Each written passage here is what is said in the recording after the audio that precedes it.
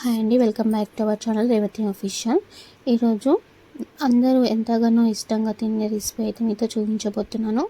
దానికన్నా ముందు నా ఛానల్ని ఎవరైనా ఫస్ట్ టైం చూస్తున్నట్లయితే సబ్స్క్రైబ్ చేసుకోండి. ఫుల్ వీడియో చూసేసి కామెంట్ కూడా చేయండి, లైక్ చేయండి. సో ఇది సోయా గ్రామ్స్ అండి. కిరాణా షాప్లో ఉంటుంది. సోయా గ్రామ్స్ అంటే ఇస్తారు. సో ఇది 3 టేబుల్ స్పూన్స్ తీసుకొని వేణిలో అయితే నానబెట్టుకున్నాను. ఒక 15 మినిట్స్ నానబెడితే సరిపోతుంది. తర్వాత పాలకూర మనకి ఎంత కావాల్సి ఉంటుందో అంత కట్ చేసుకుంటే సరిపోతుంది. సో ఇది 3 టైమ్స్ కడిగి పక్కన పెట్టేసుకోవాలి. సో ఇందులోనే నేను ఓన్లీ పచ్చిమిర్చి, కరివేపాకు, కొత్తిమీర కూడా అన్నీ యాడ్ చేసేసుకున్నాను. సపరేట్గా అయితే నేను ఏం యాడ్ చేయట్లేదు. ఇందులోనే కడిగి అందులో యాడ్ చేసేసాను. పక్కన ఇవి యాడ్ చేసిన తర్వాత ఒకసారి కడిగేసి నీళ్లు పోయేంత వరకు పక్కన పెట్టేసుకోవాలి.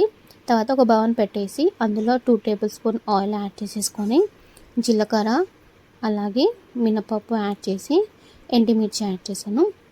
అవి వేగించిన తర్వాత నేను ఒక బిగ్ సైజ్ ఆనియన్ అయితే తీసుకున్నాను. అది కట్ చేసుకొని అందులో యాడ్ చేసి ఒక 5 మినిట్స్ ఫ్రై చేసుకున్న తర్వాత ఇందులోనే అల్లం వెల్లుల్లి పేస్ట్ అలాగే పసుపు అయితే యాడ్ చేసుకున్నాను. ఇలా చేసుకుంటే పచ్చి వాసన పోతుంది. ఆనియన్ పచ్చిగా ఉండదు, అలాగే అల్లం వెల్లుల్లి పేస్ట్ కూడా పచ్చిగా వాసన ఉండదు ఇలా ఆయిల్లో ఫ్రై చేసుకుంటే. సో ఇందులోనే అయితే నేను ఏం యాడ్ చేయట్లేదు, ఇంతేనండి. ఇది యాడ్ చేసిన తర్వాత ఆనియన్ బాగా ఫ్రై అయిన తర్వాత సోయా గ్రామ్స్లో నుంచి వాటర్ తీసేసి అందులో అయితే యాడ్ చేసేసుకోవాలి. చూడండి నేను ఏ విధంగా వాటర్ తీస్తున్నానో ఈ విధంగా వాటర్ తీసేసుకుంటే వాటర్ లేకుండా అయితే మనం ఆయిల్లో ఫ్రై చేసుకోవాలి. మొత్తం ఇట్లా వాటర్ తీసేసి తర్వాత ఆయిల్ అయితే ఫ్రై చేసుకోవాలి. ఫ్రై చేసిన తర్వాత ఇది కొంచెం టేస్ట్ అనేది డిఫరెంట్గా ఉంటుంది. అంటే సోయా గ్రామ్స్లో కొంచెం స్మెల్ ఉంటుంది కదా, ఆ స్మెల్ అంతా పోయేంత వరకు ఫ్రై చేసుకోవాలి. సో చాలా బాగా టేస్ట్ వస్తుందండి. ఇది ఎంత మంచిగా ఫ్రై చేసుకుంటే అంత బాగుంటుంది.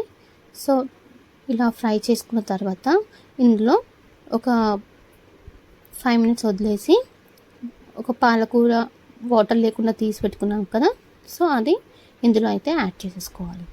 పాలకూర యాడ్ చేసుకొని ఒక 15 మినిట్స్ మూత పెట్టేసి పక్కన పెట్టేసుకోవాలి. పక్కన పెట్టేసుకున్న తర్వాత ఇది చాలా మెత్తగా ఉడికిపోతుందండి. ఇందులో అయితే నేను ఇంకా ఏం యాడ్ చేయట్లేదు.